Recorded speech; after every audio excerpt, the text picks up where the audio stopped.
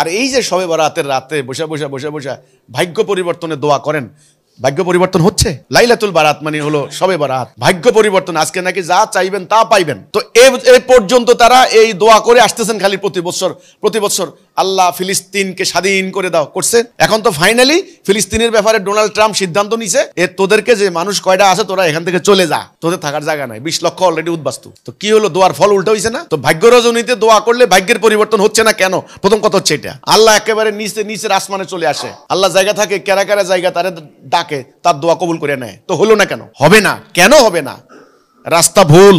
রাসূল পাক সাল্লাল্লাহু আলাইহি ওয়াসাল্লাম কি করেছেন সেটা আগে জনগণকে তাওহীদের উপরে ঐক্যবদ্ধ হইতে হবে। ইমানটাই তো বুঝতাম না। ইমানের উপরে ঐক্যবদ্ধ হয়ে ইমান প্রতিষ্ঠার জন্য জান মাল উৎসর্গ করে দিয়ে যুদ্ধ করতে হবে, লড়াই করতে হবে, সংগ্রাম করতে হবে। আল্লাহ রাসূল যা করেছেন তাই করতে হবে। তবে ভাগ্যের পরিবর্তন ঘটবে, না এলে ঘটবে না।